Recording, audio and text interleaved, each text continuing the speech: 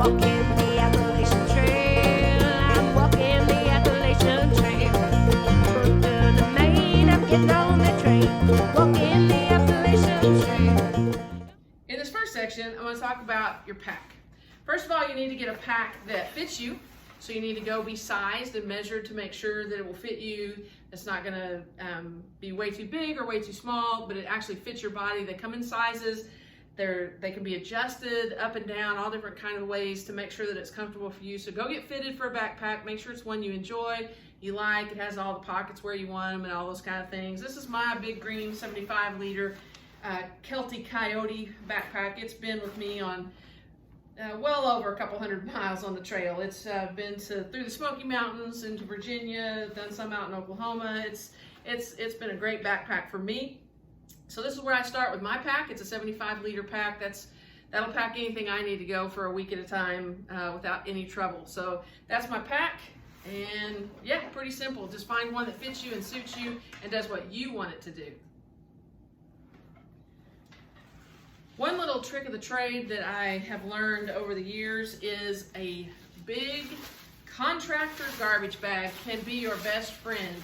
What I do is I line my backpack with that and just open it up, stick it down in there, and just roll it over the top just like a trash can. Just roll up the top of the liner, and then I'll put all my gear inside this trash bag. That way, if I by chance go down in the creek or get caught in a downpour and can't get my rain fly on top of my pack fast enough, I'll be protected at least by one layer between me and the rain. And there's nothing worse. Well, there's probably worse things, but sleeping in a wet sleeping bag is no bueno. So that's what I do. That's how I pack. That's my pack. And it all starts with a garbage bag.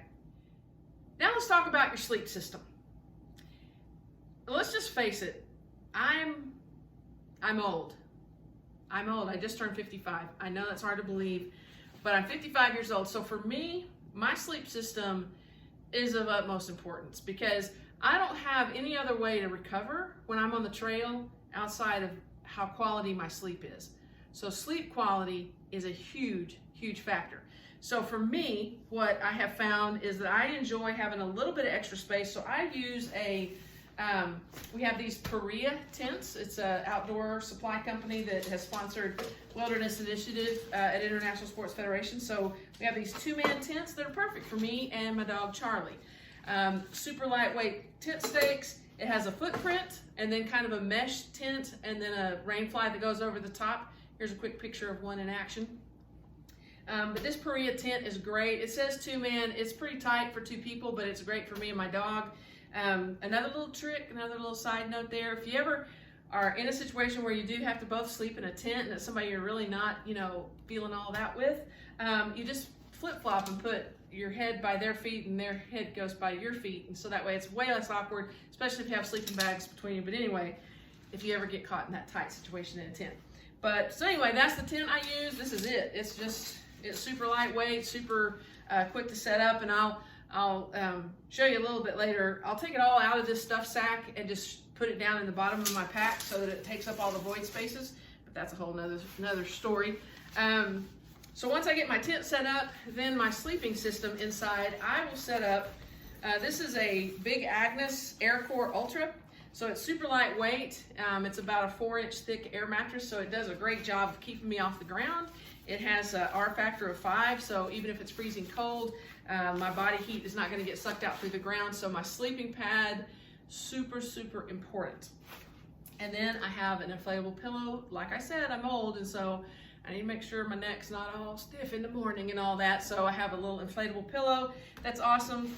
And then I have a down sleeping bag. This is my old red Faithful. I've had it for probably 15 or more years. It's a down sleeping bag. It's good I would sleep in it probably down to right at freezing. So it's good down to the 30s. It is down, so I want to be really careful to not let it get wet. There's 2 schools of thought. Down is super light, but if it gets wet, you're screwed. The microfibers that they've developed are awesome because they're getting much lighter and better, but if they get wet, you still have the same thermal factor. You lose almost all the thermal capabilities of a down sleeping bag if it gets wet. So you know, it's a risk that you're taking. If you feel pretty confident about your skills and making sure that you can keep things dry, then a down sleeping bag is a great way to go for super lightweight. But like I said, if anything bad happens and you do get it wet, then that's a bad deal. Another little, this is a side note for me as a tall person. I'm 6 foot tall. So for me, my feet seem to always find the edge of the tent. And if you've ever camped or backpacked or anything, you know that the tent always gets kind of wet on the inside. A lot of it's from you give off a lot of moisture from your breathing all night long, but also just dew in the morning, that kind of thing. So I carry a second garbage bag, and I will slip it over the toe box of my sleeping bag so that if it gets against the edge of the tent, my sleeping bag stays dry. That's just a little extra for you because I'm a tall person. I will use a stuff sack, a waterproof stuff sack for my sleeping bag, because it is so important to keep my bag dry. Because if it's about 35 degrees and you roll up and get caught in a rainstorm and find out that a puddle has found its way down into your sleeping bag and it's completely soaked, it's going to be a real rough night for you. So anyway, so that's my sleep system. A good sleeping pad, a good pillow, a good tent, good sleeping bag, a good stuff sack to put it in, and a great pack to carry it all in.